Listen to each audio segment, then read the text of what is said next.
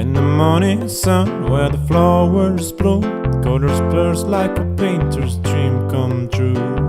Roses red and violets blue, every petal whispers something new. From tiny seeds to trees so grand, every leaf and bird, it's all at hand. Hello, hello plant, welcome to the show, where every flower tells a story. Watch them grow.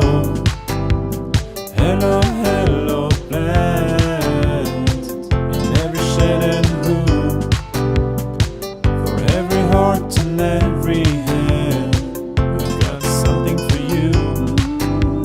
Indoor greens and outdoor scenes, design your space, let your garden dreams glide. Personal touch with our garden design, free sessions to blend within your budget line. From tiny seeds to trees so grand, every leaf and bird, it's all at hand. Hello, hello plant, welcome to the show, where every flower tells a story. Watch them grow. Hello, hello plant, in every shade and hue, for every heart and every hand, we've got something for you. Now everybody, let's say hello, hello, hello, hello, hello, hello.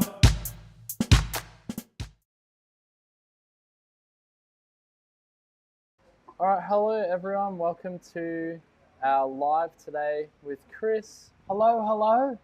Tell us how you're going, Chris. Terrific, thanks.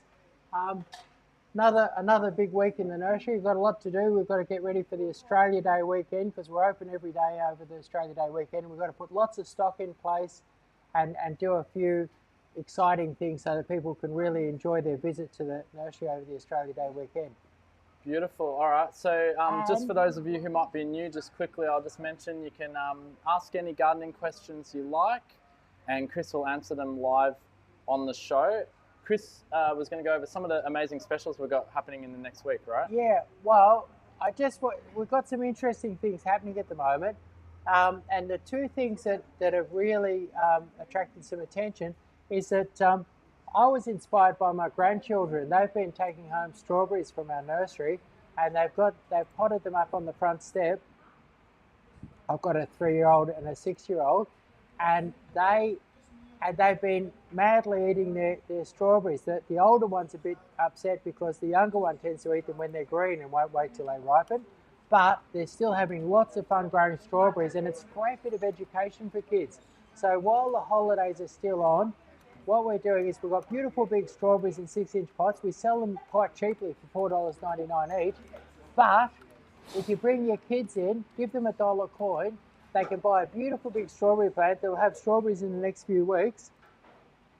They can just pay $1 at the counter and buy their first plant in a nursery.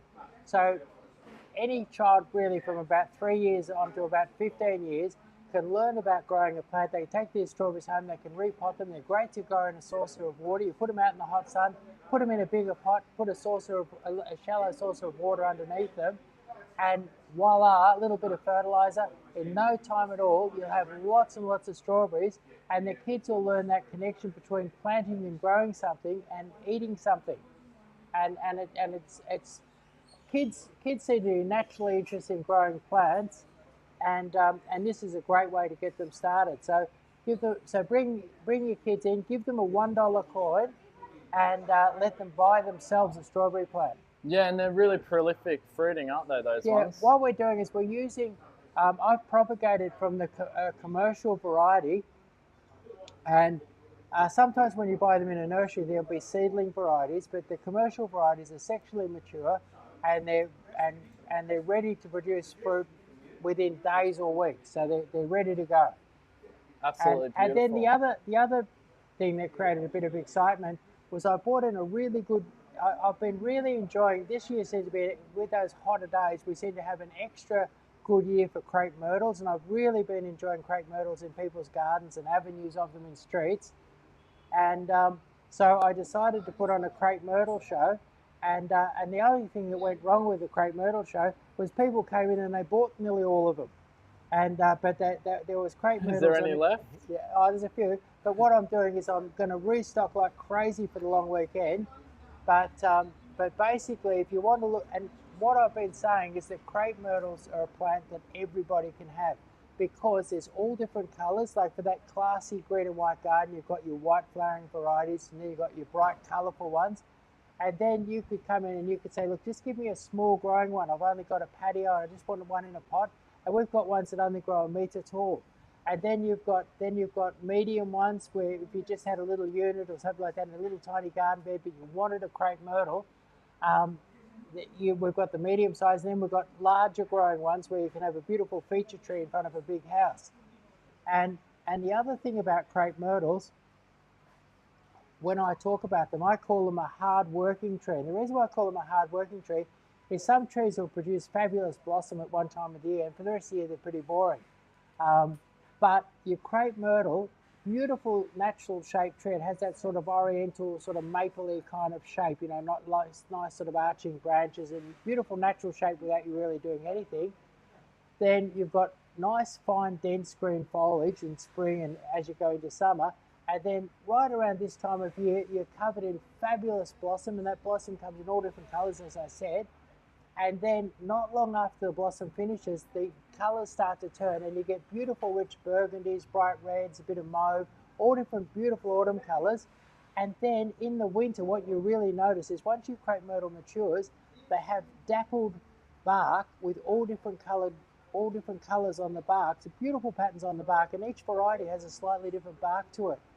So I call them hard working because they're not just one show once a year, but they basically provide colour and interest and shape and texture all year round. So crepe myrtles, and if you come in, a bit light on for crepe myrtles today because of the weekend, but if you come in over the Friday, Saturday, Sunday or Monday, I promise to have heaps of crepe myrtles here in flower so you can choose and work out which is the best crepe myrtle for you. Yeah, awesome. And they're also perfect for the small space because you also did a video on that enduring summer one, right? Yes, that's right. Only a metre tall. Yeah. And so you could, if you've only got room in your garden for a couple of shrubs, or you've just got a big pot and you want a nice big shrub in it, you've got something like the enduring summer, which we did a video on. Fabulous red foliage, fabulous red flowers, beautiful green foliage, fabulous autumn colour, and really, really small. It's just a decent sized bush. Beautiful. All right. So with all of that out of the way, we probably should get stuck into our questions. But yeah, we will be open all of the long weekend with free garden designs and free deliveries happening all long weekend long. And you can book a free garden design on our website at hellohelloplants.com.au. Yeah. And at lunchtime, if you come in around lunchtime, I'm going to be slipping into the pink tutu, looking gorgeous, and you can get your photo taken or a little bit of video done with me. So come in and check out my gorgeous legs and my pink tutu lunchtime on Saturday, Sunday and Monday, okay? All right, there you go, guys. You can bring your cameras along. Yeah. All right, let's get our first question here comes from Amy on Instagram. Hi, Chris, my Ilex Crenatus Sky Pencils I got from you seem to be dying. Is there anything I can do? Also, are they a slow-growing plant? No, but they're a real heat lover, and at this time of year, if they're well watered and well fertilized, they grow like crazy right at this time of year. So it's that they're a real summer grower. Now, if yours are dying, what I'd be doing is I'd be digging a hole. I'd be seeing, is it overly wet around the base? The only thing I think would kill them is terrible soil or terrible drainage. So if you had some brand new soil, which was very poor quality, that could kill them. Or if they were overly wet. But and I've lost a few where they were overly wet.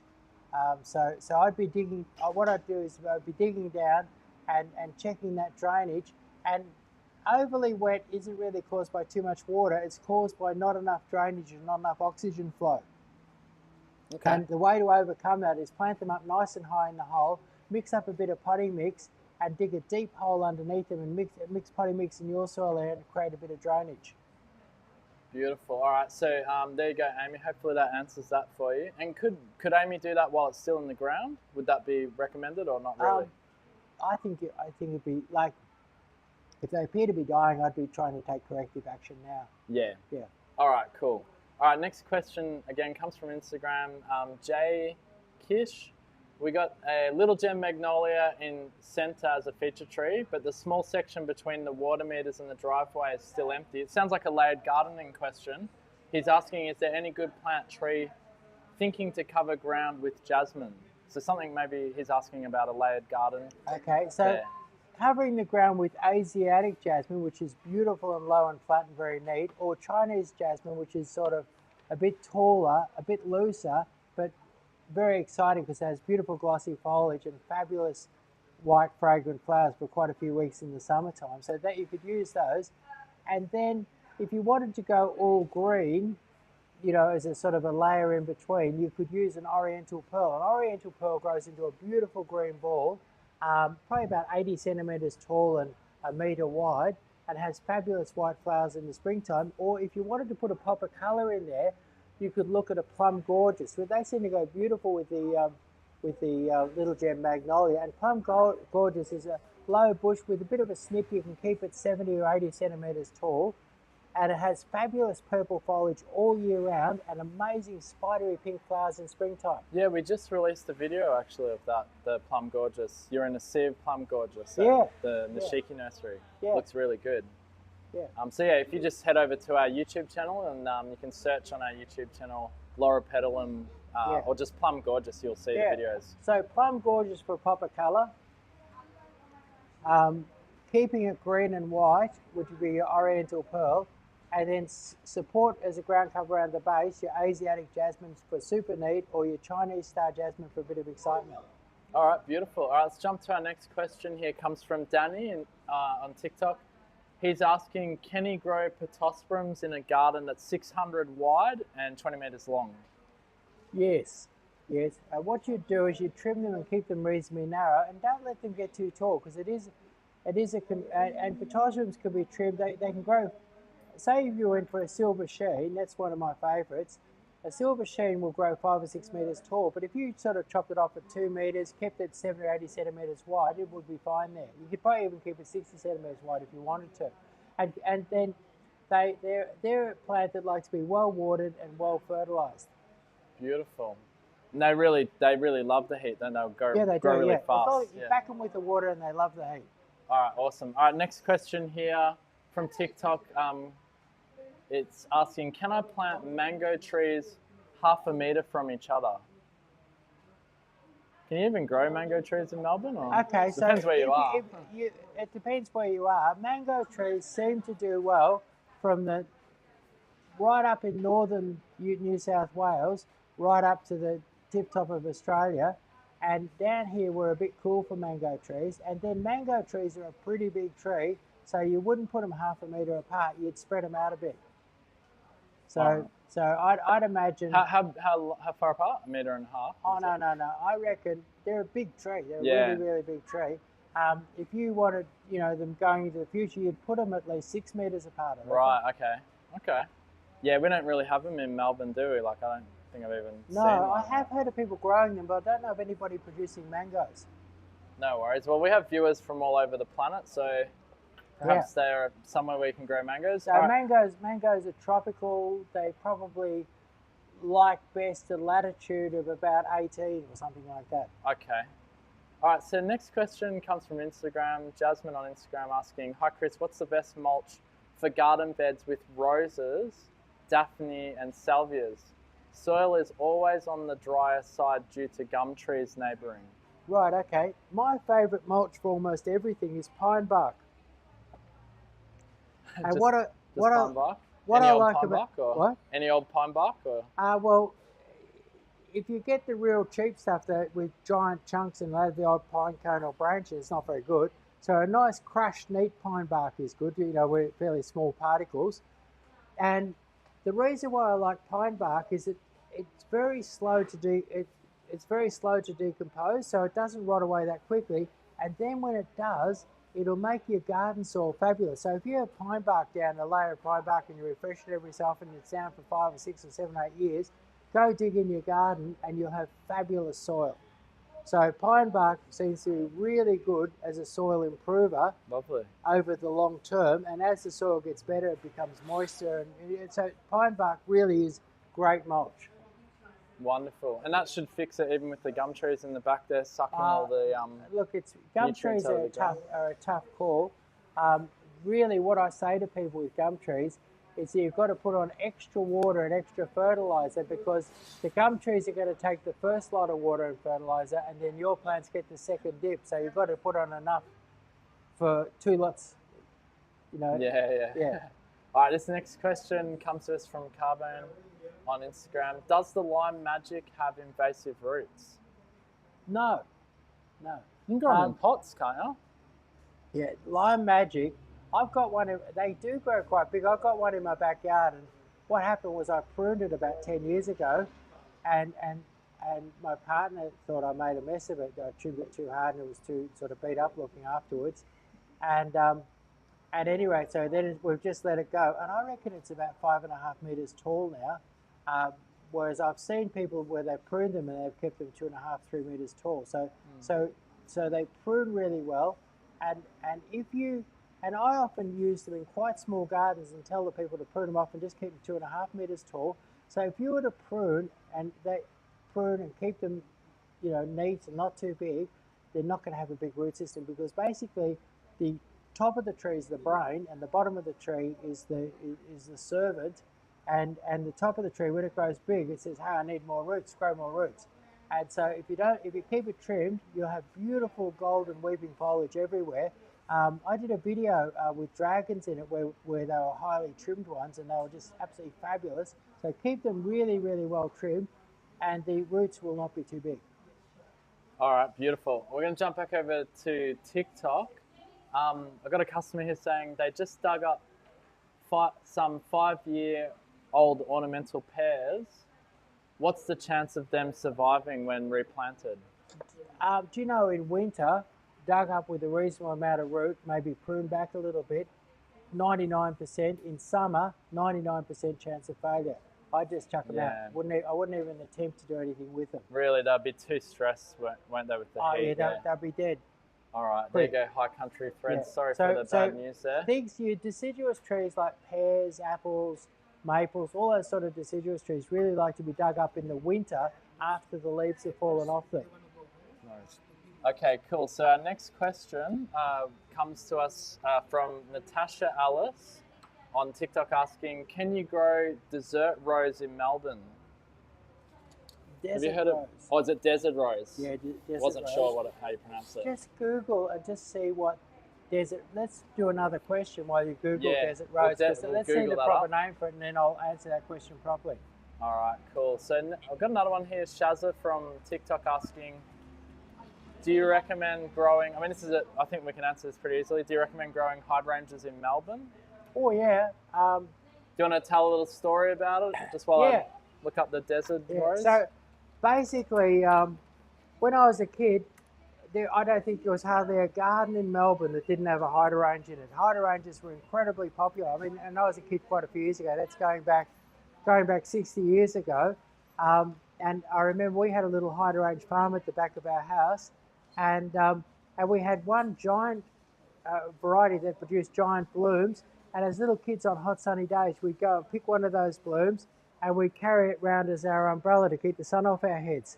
And I remember doing that when I was 3 or 4 or 5 years old. We'd run around with these hydrangeas were everywhere. Every garden had hydrangeas. And they're sort of coming back in fashion, right? Yeah, hydrangeas are coming back into fashion. Now, what's interesting is that today we have a much more interesting range of hydrangeas on the market than when I was a kid. So, although we're on another wave of popularity for them, and in particular, what was really rare when I was a kid was the paniculata varieties. And so people who want to grow a hydrangea in the sun, they can go for paniculata. Also, the oak leaf was very rare when I was a kid. So now you've got the oak leaf, and the oak leaf will maintain foliage all year round and have beautiful autumn colour through the winter. And so there's paniculata are there. If you use plenty of water, you can grow a paniculata in the hot sun. So there's an amazing range of hydrangea available. You just go to our website and have a look at all the different hydrangeas. And there's miniature hydrangeas. None of those were around when I was a kid. So miniature hydrangeas. So say you've got a nice shady patio, you can have a couple of hydrangeas in pots. And we did a video on a miniature hydrangea we did recently. it. Yeah, just recently went up about 3 weeks ago. Yeah. We got the mini hydrangeas. And that was an ultra mini hydrangea, really, really beautiful. So really, anybody today, whether you've got sun, you've got shade, whether you've just got a patio and a pot, no matter what your situation, anybody could get into hydrangeas because there's such a variety of hydrangeas available. And if you've got a particular spot and you're not sure which one to grow, ask your nurseryman which one to grow. But certainly now is the best time ever to get into hydrangeas. Beautiful. All right, we'll just circle back. And I'll just say, Oh yeah, keep going. Yeah. the great thing about hydrangea is that they'll start flowering last week in October or first week in November. And if you look after them and keep them well watered, you'll still have beautiful flowers at the mid or end of May. And an old-fashioned trick, a thing that people used to do, is that they used to cut hydrangeas that just exactly the right time of year, hang them upside down under a veranda or under the house or something like that, hang them upside down in a nice dry spot in that warm, dry part of autumn, and they would dry them and the flowers would maintain their colour or even intensify their colour slightly, and then that flower could be set in a vase without water for years and look fantastic, or people would use them as a base for potpourri. They use dry hydrangeas as a base for potpourri. So hydrangeas, long flowering, you can dry them, really, really useful for flower arranging, great for the garden, really useful, wonderful plants. Yeah, beautiful. All right, and I noticed they also grow really well, like up in the alpine regions of Melbourne as well, like really good. Like up in Mount Dandenong, they've got them up in the rhododendron gardens. Well, there's lots of shade and lots of water up there. They love it. And they almost go wild up there. Yeah. All right, so I'm just going to chuck the desert rose up on the screen here, and it looks like some kind of. Can you see that? Yes. Do you know what that is, or not really? What's the proper name? We'll have a look. Hang on. So that was the desert rose. That looks quite tropical. Yeah, it looks like some kind of frangipani. It says Ardinium obisum. Right, I think... I've never seen it, that one. Do you know what family of plant that is? Or might have stumped Chris on this one. Yeah, so we'll look into that. I'll look into that and I'll find out a bit more and answer that question down the track a bit, okay? All right, cool. And then High Country Threads on TikTok has said thank you, and they're going to, just on the the transplanting of the ornamental pears. Yep.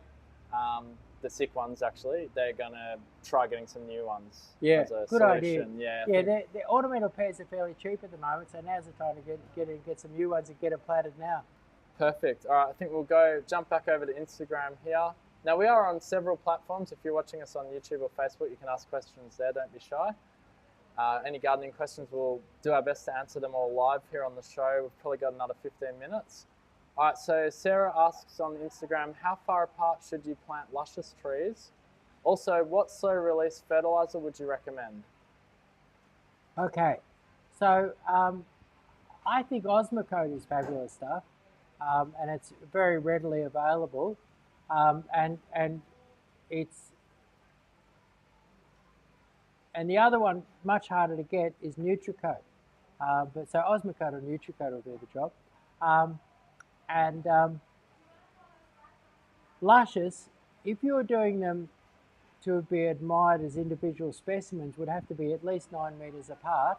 But say you're doing a screen say you're screening out a neighbor or something like that, you could do them as close as 3 meters and they'll grow right into each other and make a sort of a real green, luscious screen. Okay, perfect. So it depends on how you want to plant them then. Really. Yeah, so closer if you want to make a screen, and much further apart if you want to enjoy them as individual specimens, perhaps in an avenue or something like that. Perfect. All right, another a different Sarah here, but another question from Instagram. Any recommendations for a grass that will grow in an area of mostly shade? Um, grasses seem to love sun.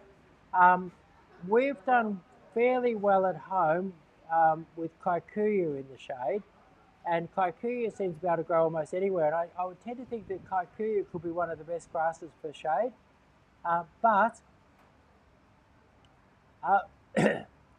um, Dichondra repens, perhaps a little harder to get established than grass.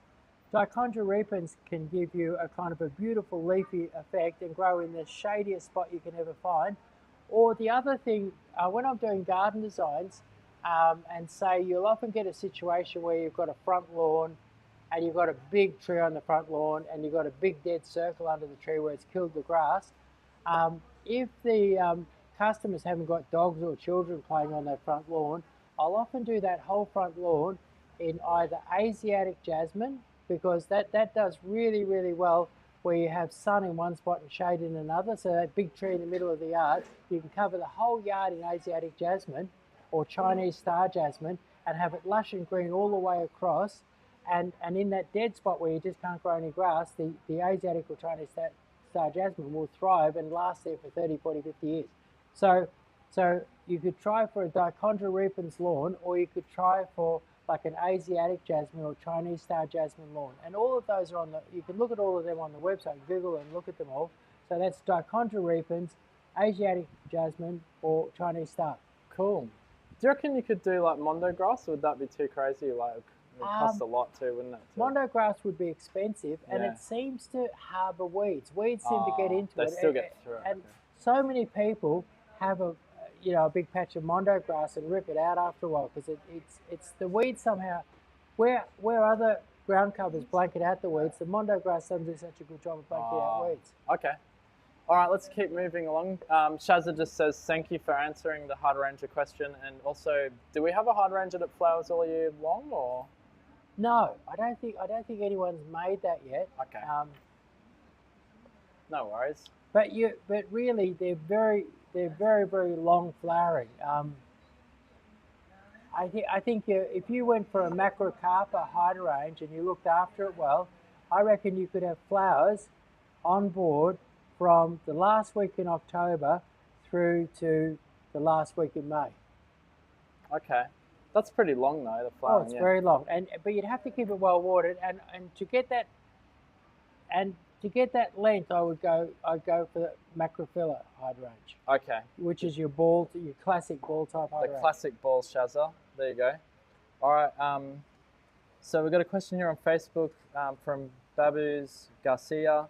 How often should I water and fertilize my roses? Will they thrive in pots?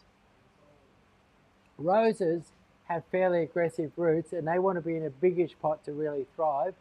Osmocote could go on you could do it every 8 weeks and keep them really topped up and give them a bit of time off through the winter time. But yeah, I'd go every 8 weeks, and then in summer, if they're not in a really big pot, I'd give them a good soak every day. Okay. And so they'll be fine in pots on the patio or something? Yeah. All right, cool. I think this is a question about a hedge, but correct us if we're wrong, from Hija on Instagram. Any suggestion for fences with no direct sunlight? Okay, so we're looking for a hedge on a fence with no direct sunlight. Maybe a screening style hedge. So one of the best that I've ever seen is your Mexican orange blossom. Needs fairly good soil, can grow up to about 1.5 meters tall, but grows really, really well with no sun whatsoever. Another good one is a gold fuzzia. Interesting fine purple foliage, pale blue flowers in spring, and amazing purple foliage, loves complete shade, and will grow quite thick and bushy and quick. So gold fuzzia and Mexican orange blossom would be two things that come to mind in really deep shade. And then the last of all would be your sweet viburnum. Seem to be very versatile, don't seem to need to grow in the sun. Great. And those still all perfume and flower and stuff, those ones? Sweet viburnum, it's an interesting smell. It's not really a wonderful perfume. Yeah. Okay. All right, so next one, we'll circle back to TikTok here. Thor is asking, I lost all of my nectarines to flies this year. Do you have any suggestion for preventing that happening next year? I wonder if that's fruit flies. Yeah, I'm not sure. It Because doesn't really normal say. It just flies says wouldn't flies. worry them. It sounds like it's fruit flies. Now, fruit flies bore holes and put little worms into your fruit that sort of then drill holes all through the fruit and make them unsavory to eat. Right. Well, they now- ask if it's possible to do it without using dangerous chemicals. I think there's traps. What I would go, if I had that particular problem, I'd go to a company called E.E. Muir and Sons and see if they have traps for fruit flies. Okay. And by trapping them, you can avoid putting poison onto them. And another little trick would be neem oil.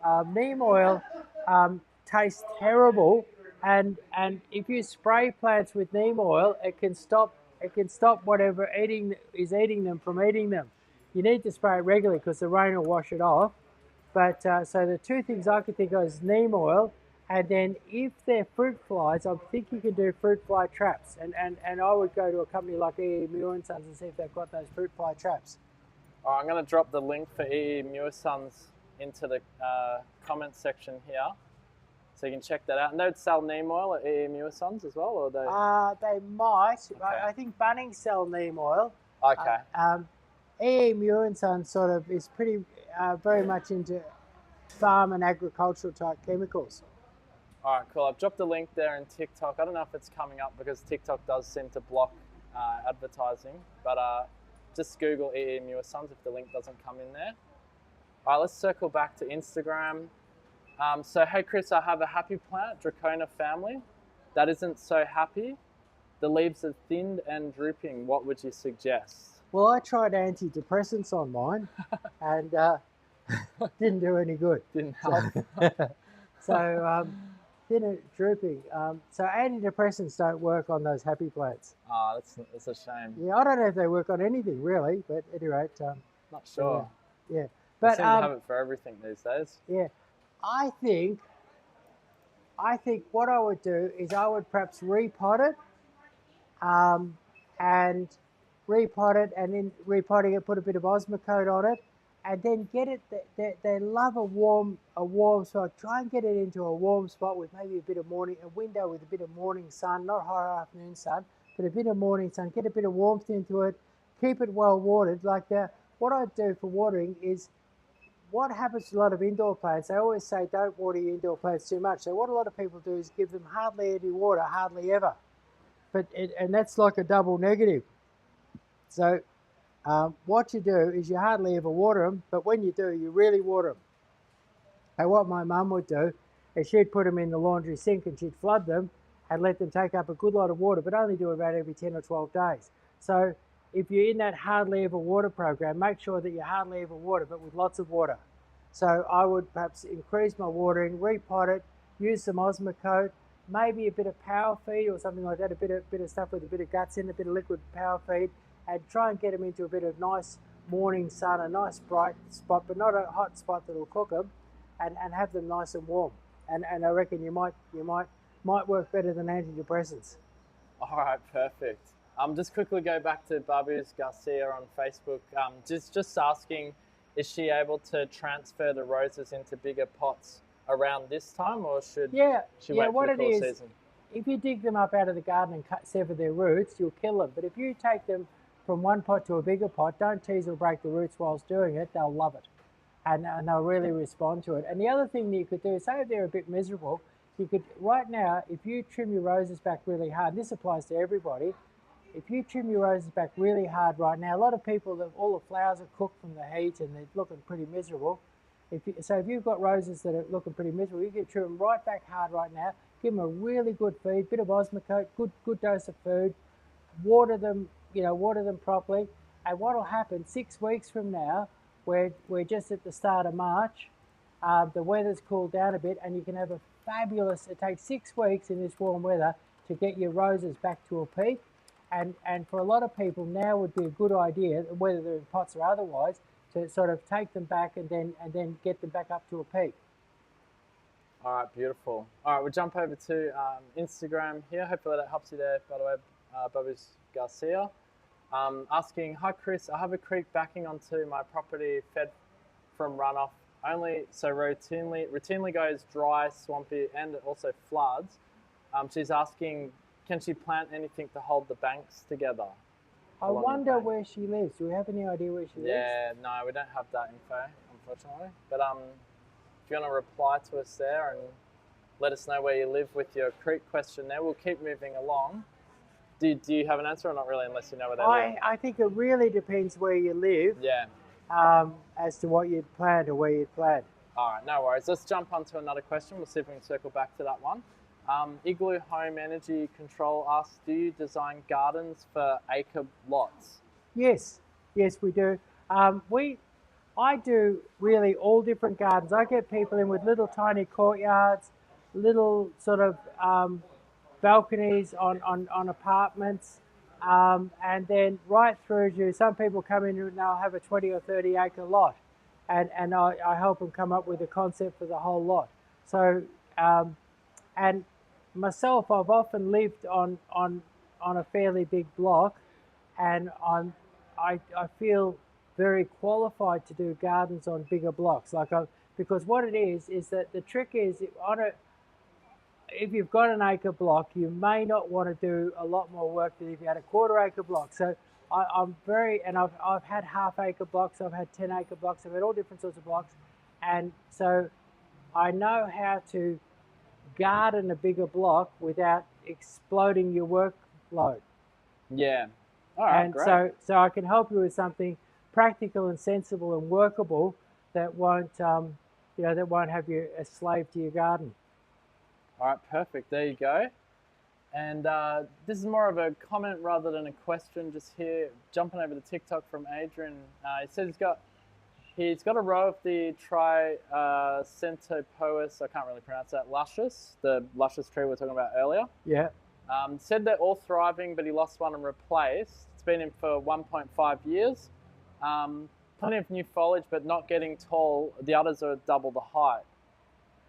It's more of a comment than a question, but I guess maybe if you understand what it is. What I would do is that these luscious grow really, really well in the heat of summer.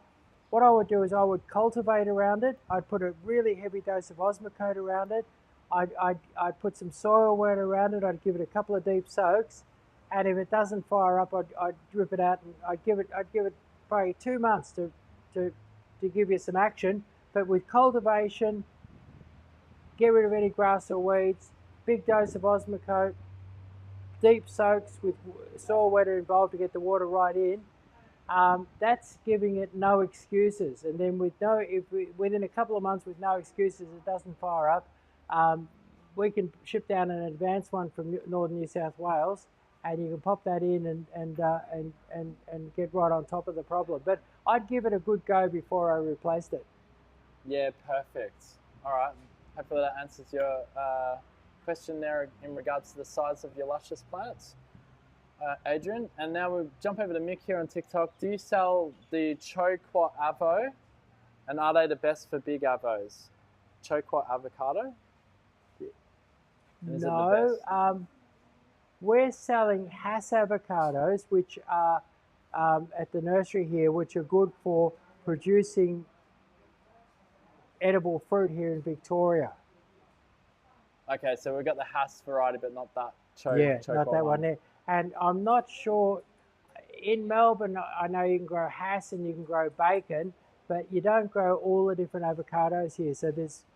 But once you go up into New South Wales and northern New South Wales and Queensland, you can grow a lot more different varieties. A lot more varieties, Yeah. okay. Well, they might be from that area. So, Yeah. all right, we'll move on to the next question. And yeah, feel free if you are leaving us questions to let us know your zone or where you live, just so we have a better understanding of what plants and trees you can have there. Another one here, don't really have a location, but Lindsay asks, what are some Mediterranean-looking plants that don't mind shade? That's an interesting question. I reckon geraniums are pretty good in the shade, and rosemary, and so geraniums and rosemary are two that come to mind immediately for growing in the shade, and also Artemisia, which is your like your Powers Castle. What is it? Wormwood Artemisia. Very, very good in the shade and very, very Mediterranean looking. So that's 3 for you: Artemisia, rosemary, and geranium.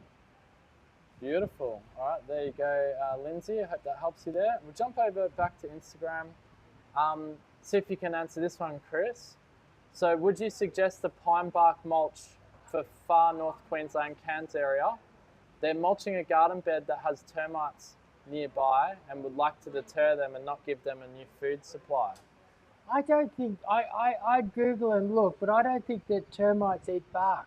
And if they don't eat bark, then that would be a good source. But once you get up into far north Queensland, you may not be able to get actual pine bark. I don't know, and you might be looking for some other type of. So the termites won't go for bark? I don't think termite. I think termites are very specific. There's 2 types of termite: one that eats the heartwood and one that eats the soft outer wood. Yeah. And there's none that eat bark. Right. Okay. So I wouldn't. I'd make sure that my pine bark didn't have wood in it, but I don't think that should be any sort of encouragement for the termites. But I think in far north Queensland, I was landscaping in far north Queensland about nearly 50 years ago, Wow. and at any rate, I can't remember what sort of mulches we had available, but I know that we didn't have pine bark. Yeah. Um, What's the soil like up there? The high, mixture. every sort of soil: fabulous red volcanic, sandy soils, loamy soils, beautiful soils. Wow. Yeah. So, but I think you'd have to. I'd go down. I don't think pine bark, I reckon, would work, but I don't reckon you could get it there practically. And I'd go down to my local landscape yard and get some advice on which mulch to use. All right, there But you you go. certainly don't use a wood mulch. You might even end up using some crushed up cane mulch or something like that. Okay, beautiful. There you go, Gabduff there on Instagram. Hopefully that helps you. I'm only going to answer 2 more questions, guys. Thanks for bringing all the questions on today. If we didn't get to yours, then I do apologise. There are many coming through on various platforms. But we do this live every Monday at 12 o'clock, so you can always join us and get your question in a little bit earlier next Monday at 12 p.m. All right, we'll answer a couple more here. Mel on Instagram asks, we've sort of gone over the hydrangeas a bit. She just asked when's the best time to plant hydrangeas and can she plant them now? Right now is the best time. You can plant hydrangeas 365 days a year, but right now is a great time because you'll get them nicely established and you should be able to have a nice flowering next spring. Beautiful. Right now, and they get a lot of growth now too, don't Yeah, they? they're growing madly at the moment, and the new growth that they produce, a lot of it will produce flowers in spring. Awesome.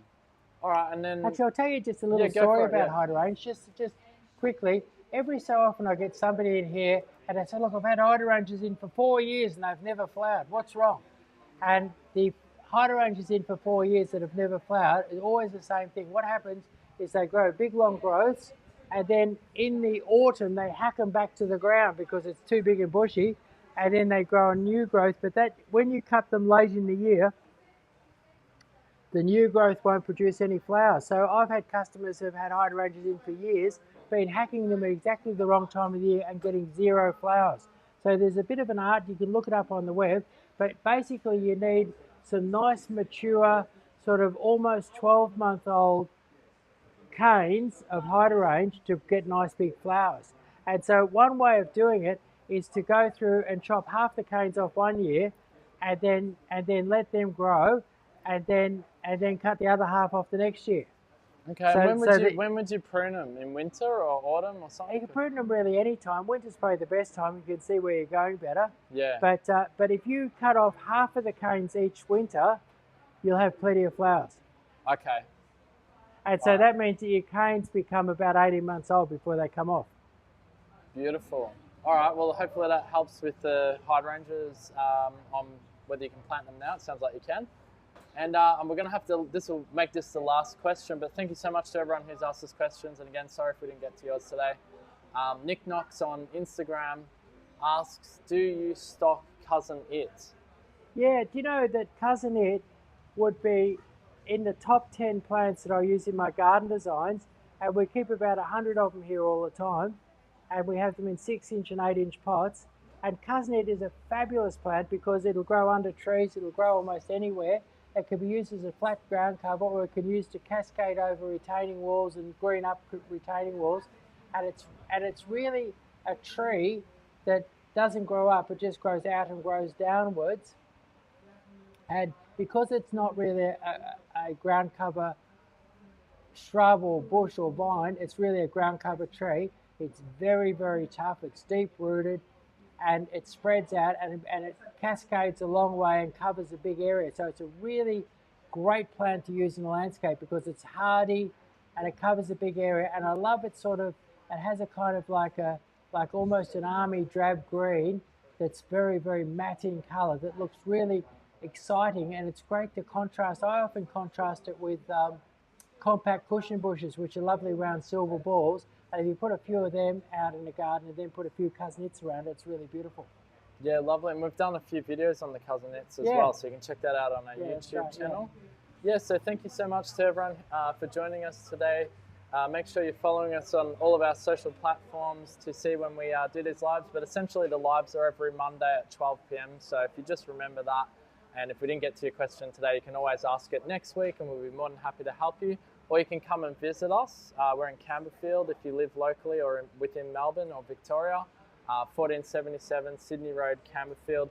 You can come in and we've got lots of friendly staff here who know all about plants and can help you with your garden. Or you can book a garden design with the garden design guru himself, Chris, here on the camera. Yeah. Or you could come in midday on this long weekend, Saturday, Sunday or Monday, and take a video or photo with me in my pink tutu looking gorgeous.